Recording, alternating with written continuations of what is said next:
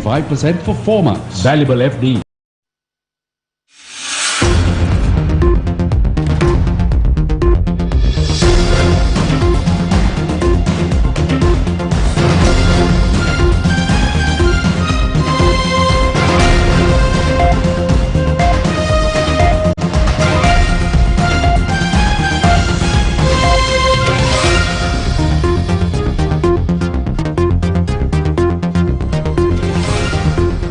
A very good Friday evening and welcome. You're watching Primetime News on TV1. This is News First, where the people come first. Bringing you the news this evening, I'm Mariam Ganawidaya. We'll start off with a look at the headlines.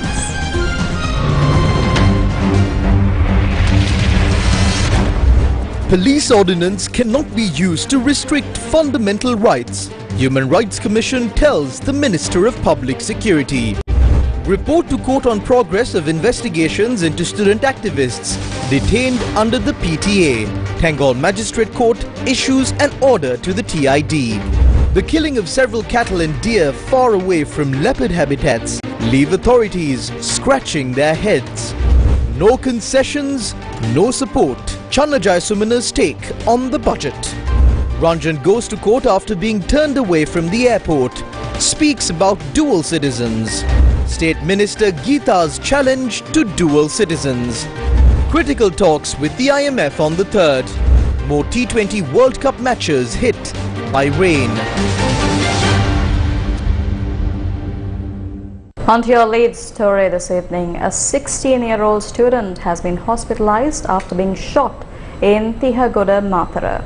The police had stopped a three-wheeler in the Na Imbula area in Tihagoda, and 3 people in the three-wheeler had fled the scene. 2 others were taken into custody while 1 other had scuffled with a police officer. And during the encounter, the police officer's gun had misfired. The injured student has been transferred to the Karapitia Teaching Hospital. A police sub-inspector involved in the incident has been arrested.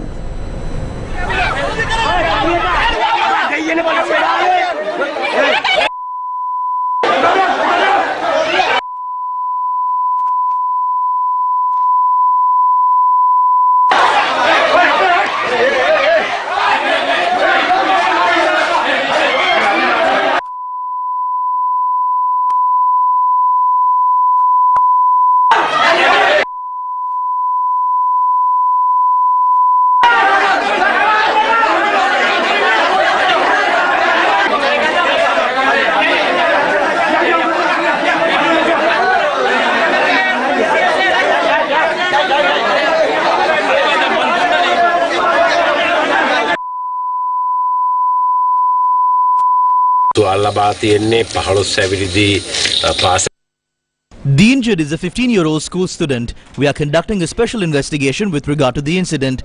We are not at all considering this as an ordinary incident. We have suspended the sub-inspector involved in this incident, and he has also been arrested. He will be produced in court tomorrow. We hope to take proper legal action against him. A special team will be assigned to gather all evidence of this incident and investigate the matter. We will conduct a thorough investigation.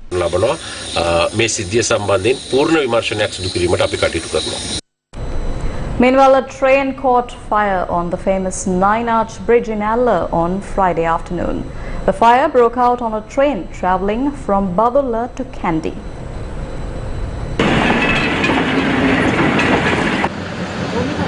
The fire had erupted at about 1:40 this afternoon.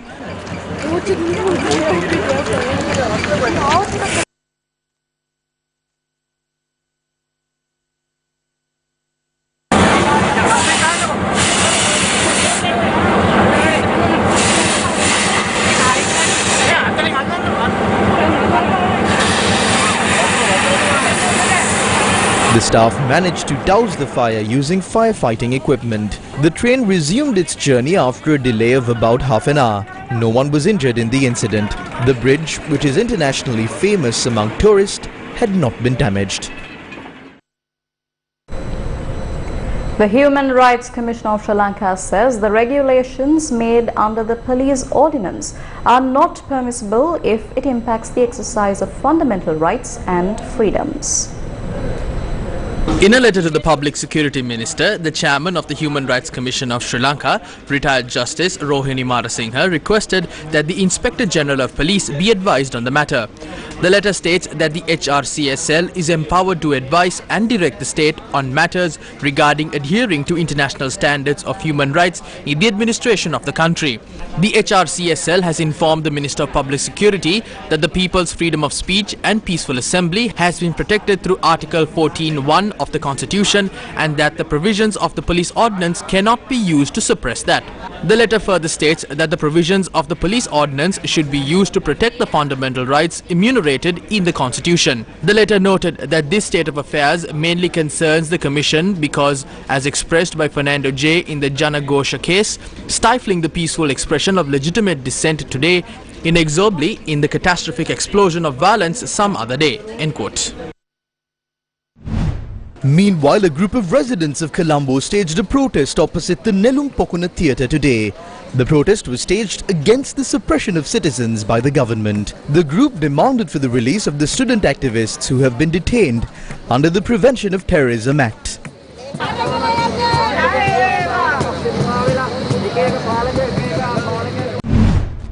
Tangol Magistrate Hemantha Pushpakumara issued an order on the TID to produce a report and a list of evidence against the convener of the Inter-University Students Federation, Wasantha Mudalige, and Venerable Galbave Siridhammathero, who are detained under the PTA on the 4th of November.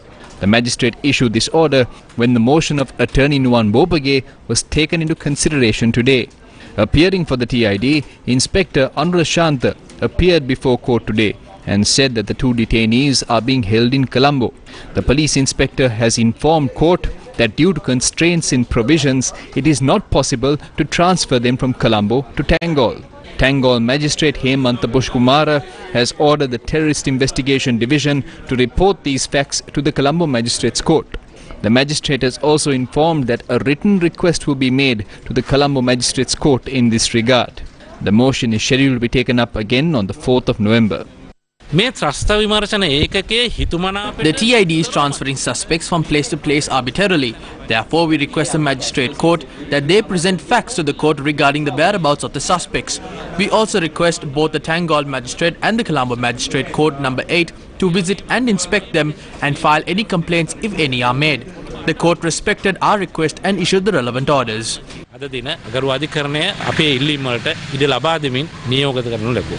Meanwhile, Parliamentarian Field Marshal Saraf Fonseca visited the TID unit in Narahempeta this morning to visit Wasantha Mudalige. Wasantha Mudalige has been detained for 90 days now and is being held in this building to my left. He is ill. I came here to look into his condition. The Deputy Director said SP Ashoka Gunasekara informed me that they cannot let me visit him as per the Act. I told him that the authority of their Act cannot go above the powers vested to a parliamentarian as per the Constitution. He was not ready to accept that. This is a very dangerous situation. I feel that state terrorism is at work here. We will take all available legal action against this. I will speak about this privilege issue in Parliament.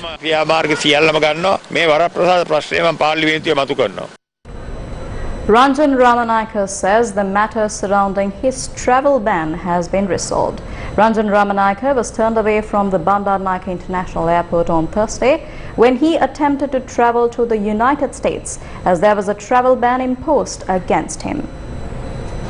Ranjan Ramanayake appeared at the Nugegoda Magistrates Court on Friday the 28th of October with regard to a firearm-related case filed against him. I was released from my cases. I received a conditional pardon from the President. I have not received my civic rights. I cannot engage in political activities and there was no travel ban there. But I had a travel ban imposed in this case where I had gone to distribute rice. It is regarding a delay in getting a permit for a gun that was issued to me while I was an MP. The travel ban was issued in a case regarding influencing the judiciary. The 3 judges have been released. I am the only one who is facing an issue now. The case was postponed. I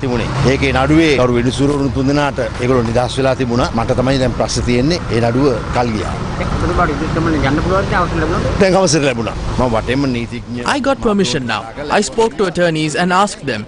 They said there is nothing like that. When I went to the airport, the officer of the Immigration and Immigration Department tried their best to allow me to leave, but the system said there was a travel ban imposed against me. I hope to leave the country either tonight or tomorrow morning.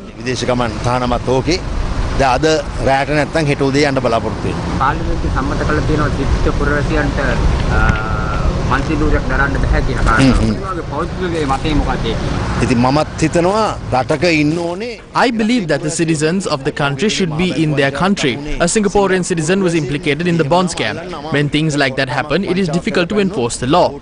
They can commit acts of fraud and corruption, and they travel to those countries and seek refuge. The best example is Idi Amin. He stole from Uganda and then traveled to Saudi Arabia and stayed in a hospital there. Similar to that, there are many kings who steal from their countries and travel to other countries to hide. To prevent things like that from happening, I believe that members of the Parliament of Sri Lanka should be citizens of only Sri Lanka.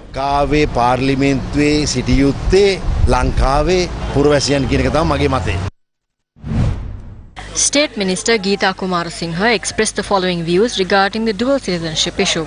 I was elected to Parliament in 2015. As soon as I went there, they said they will file a court case because I have a dual citizenship. I took upon that challenge. I had the guts to revoke my dual citizenship and re-enter Parliament through an election.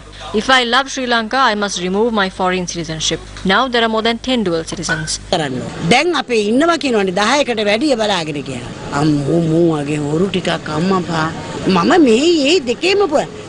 I was a citizen of both the countries. Some are staying silent after accepting the foreign citizenship instead of the citizenship here. We must work together to not allow any dual citizen or a thief back into Parliament. I never changed my birth certificate. I look young though.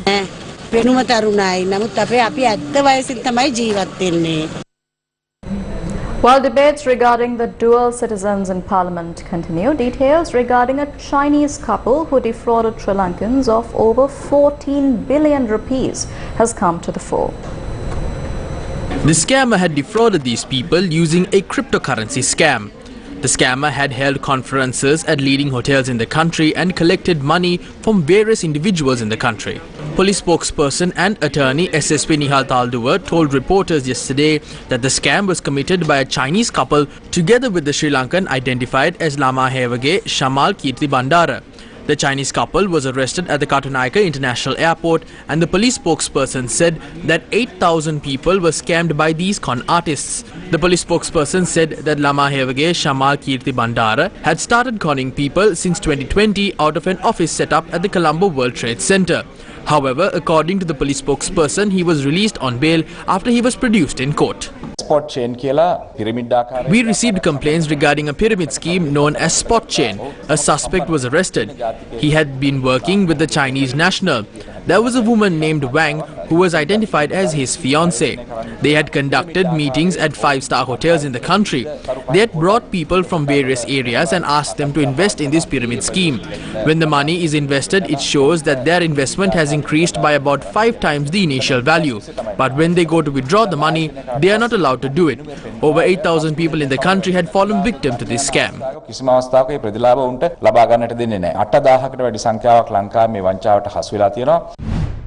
Against a backdrop of such incidents of large-scale fraud, the State Employees Trade Union staged a protest in Kegol, demanding for a salary to fit the current cost of living.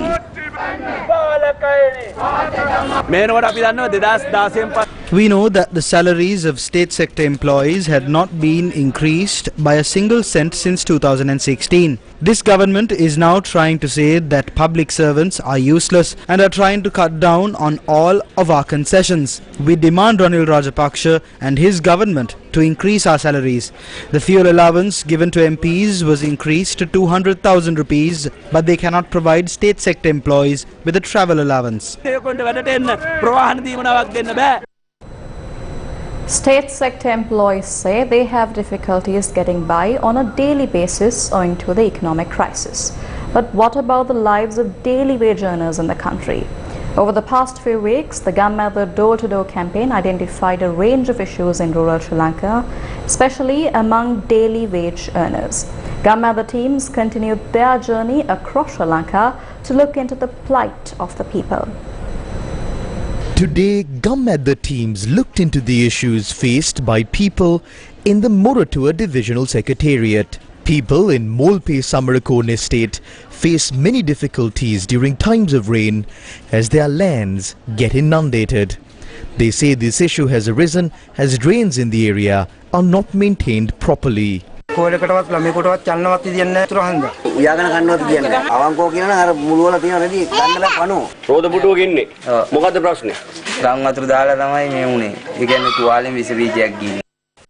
These people who work as daily wage earners can't afford any food as they no longer have any work.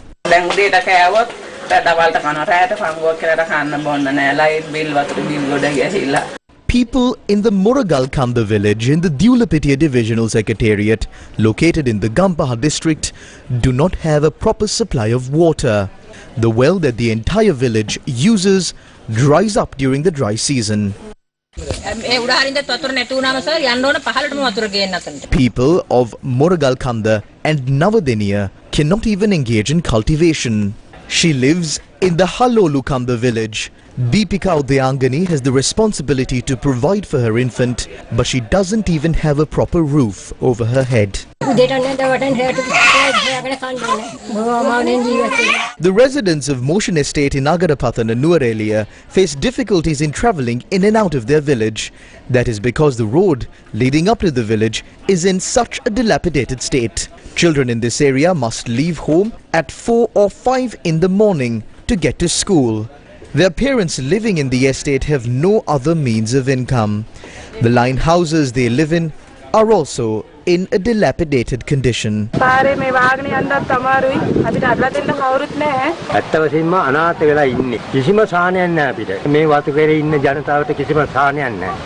Today is the final day of the 24-day-long Gammadda door-to-door program that covered all districts in the island.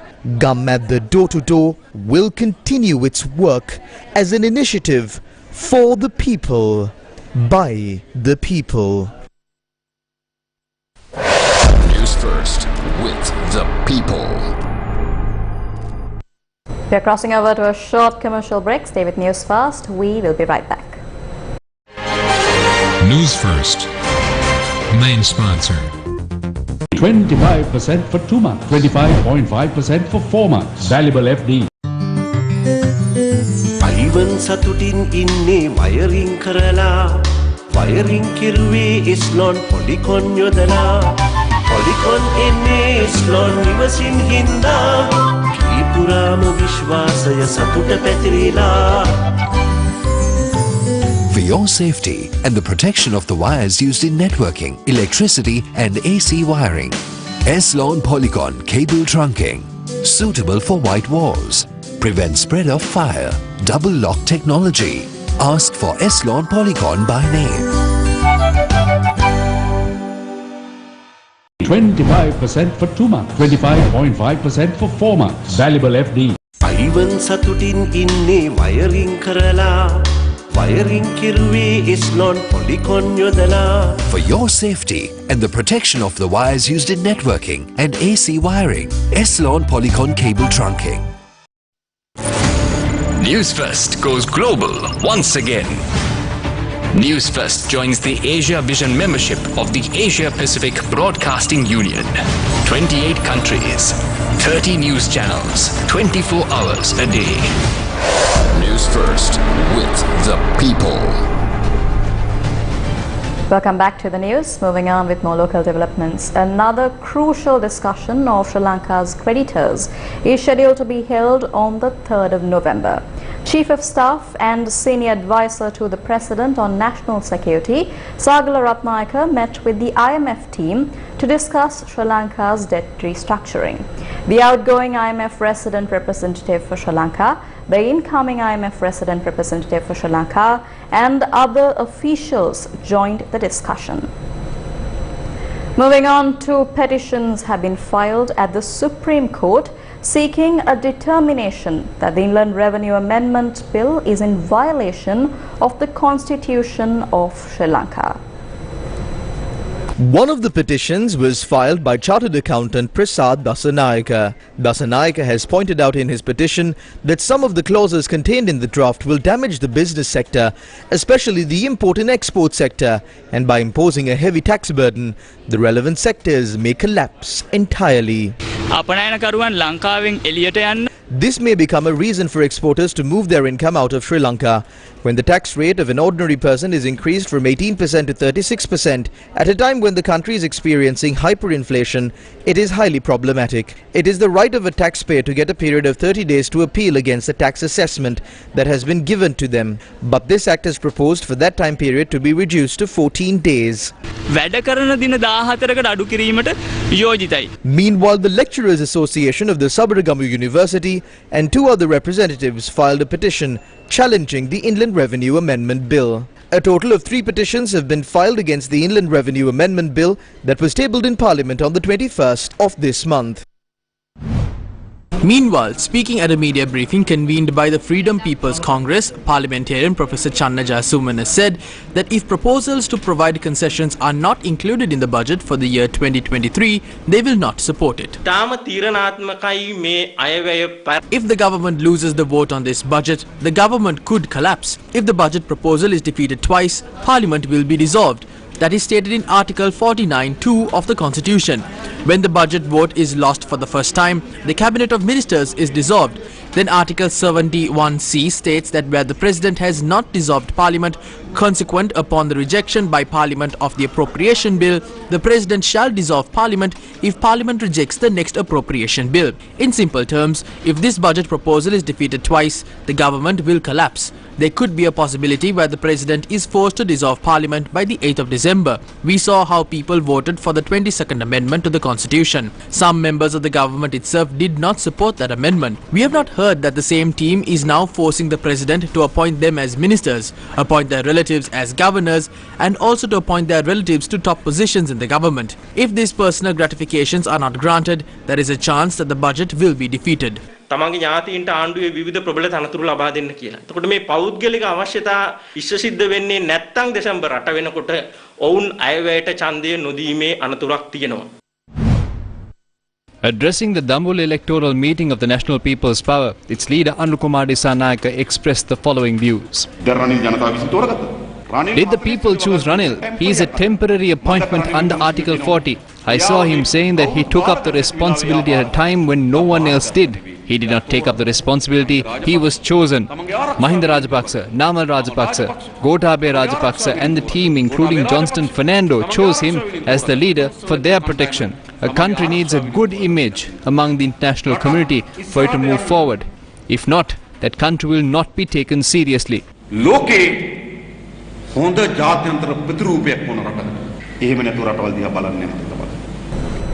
A mysterious predator that has killed and eaten several deer and cattle is causing a stir in the Gampaha and Kegol districts. Area residents are fearful for their lives, of their children and livestock. Authorities are puzzled as these areas are some distance from all known habitats of leopards, which are the only predators in Sri Lanka powerful enough to kill such large animals. Newsfirst reports. In the Ruanwella area of the Kegol district, the killing of a cow in the Magalkanda rubber estate last morning caused a stir. The cow had been tied to a tree in the morning by its owner and was found dead last evening. I called him every day when I come here. It reacts when I call out Chutikollo. But today it didn't react. I remember the previous incident. I looked by the rubber tree. I saw one side of the body missing. Another part was eaten as well. I released the leash of the other two and they rushed down. Residents reported that a few days ago a deer was also found dead in the area. A similar killing of another cow was reported in a nearby area of the Gampaha district at Attanagala last week.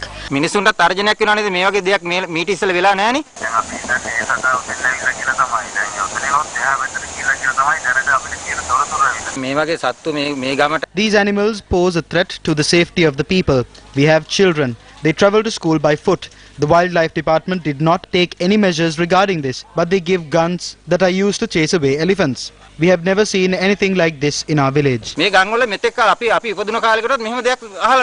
cow had been tied up near the Attawudakanda Reserve and was found dead on the 19th of October when the owner had gone to untie it. However, the Wildlife Department says that there has been no reports of sightings of leopards in this area. Sri Lanka's other predators such as fishing cats and jungle cats are not considered to be large enough to kill a cow or a deer. The Peak Wilderness Sanctuary, where leopards are common, is 25 kilometers from the estate in Ruwanwala and 40 kilometers from Attanagala. When Newsfirst inquired from Wildlife Director General Chandana Surya Bandara, he said that the Wildlife Department is investigating the incident. He said examinations of the cow's carcass provided no evidence that it had been attacked by a leopard. The Wildlife Director General said that the Wildlife Department searched areas but only found evidence of fishing cats roaming this area. According to investigations, we can see that these attacks were carried out by an adult fishing cat. The eyewitnesses said it was an animal similar to a leopard that is black in color. That is why we came to the conclusion that it was a fishing cat. 2 days after that, a similar incident was reported from the Algamo area in Warakapola. Through investigations, we observed paw prints of a fishing cat. It had hunted a cat or a big monkey. We can identify it as a fishing cat. The investigation into the Attawudakanda incident is still ongoing. A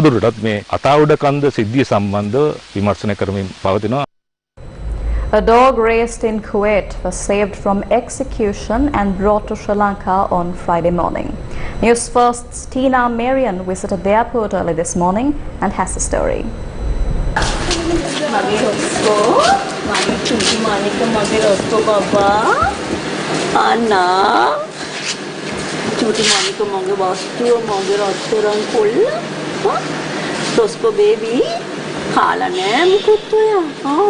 Inside this air cargo kennel is not any ordinary dog. This is Roscoe, who was condemned to death in Kuwait and was rescued following the intervention of a respected academic in Sri Lanka, Dr. Vishaka Surya Bandara, the head of the Department of Political Science at the University of Sri Jayawardhanapura, and her family.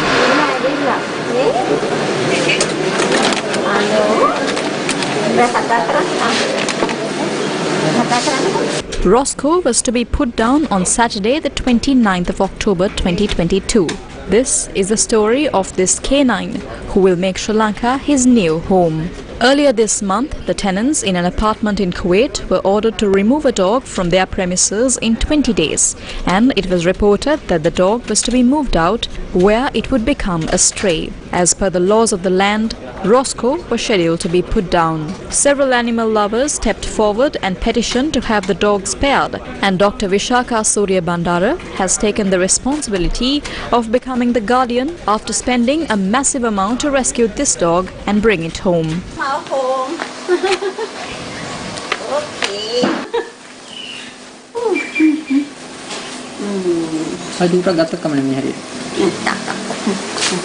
This is actually a historical event. Anyhow, I am so emotional. I think this is Roscoe.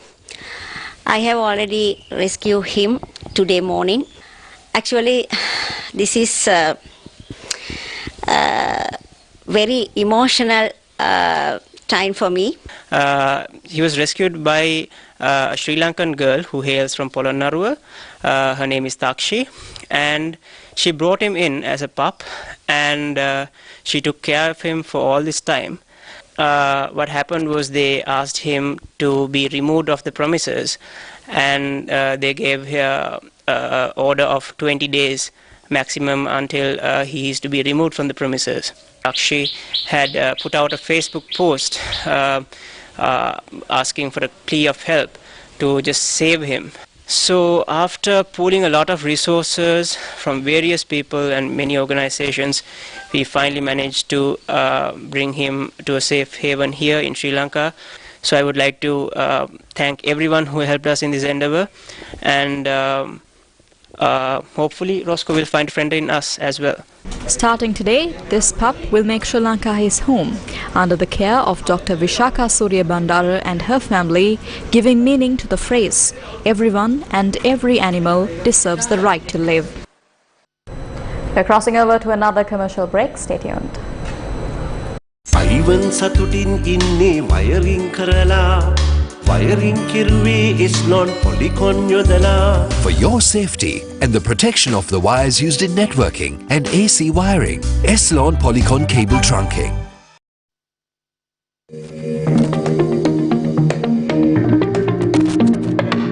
Dialogue Axiata PLC recently unveiled its latest Dialogue Television Broadcast Centre and Satellite Earth Station in Puttalam.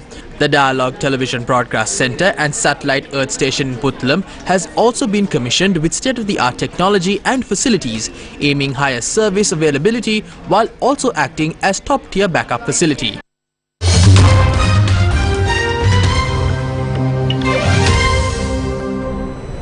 On to some international news. The world's richest man, Elon Musk, has completed his $44 billion takeover of Twitter. A number of top executives, including the boss of Twitter, have reportedly been fired. Parag Agrawal and two other executives were escorted out of Twitter's San Francisco headquarters yesterday evening.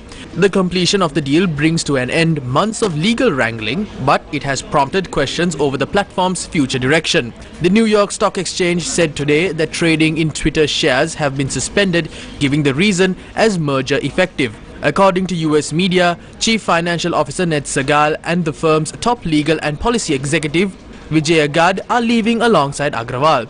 Elon Musk has also said he would reverse bans on suspended users, which could include former US President Donald Trump, who was excluded following the Capitol riots in January of 2021. Earlier this week, Elon Musk said that he doesn't want the platform to become an echo chamber for hate and division. He tweeted, quote, "Twitter obviously cannot become a free-for-all hellscape, where anything can be said with no consequences," end quote.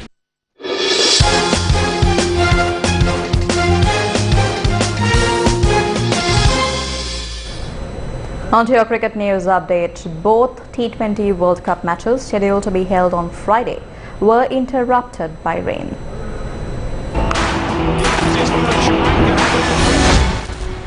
The match between Ireland and Afghanistan in Group 1 of the Super 12 round was scheduled to be held in Melbourne.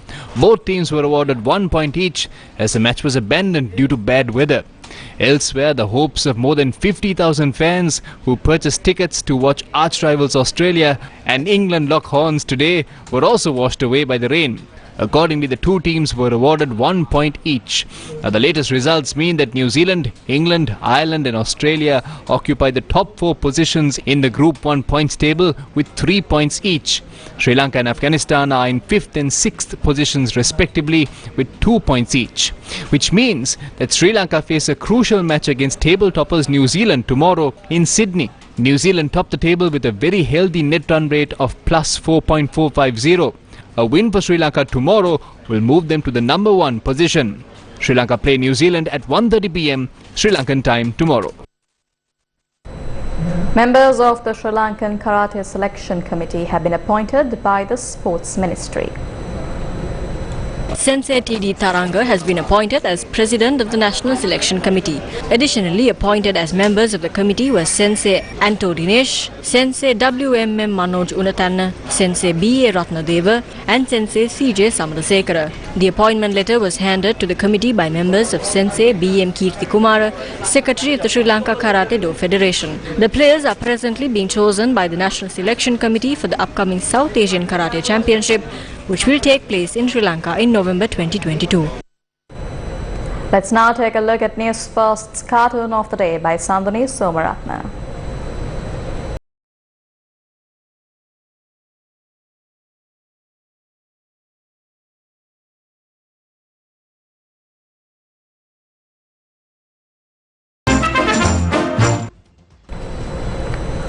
And that's a wrap of your news for tonight. For the News First team and Mariam Ganavijaya, good night and take care.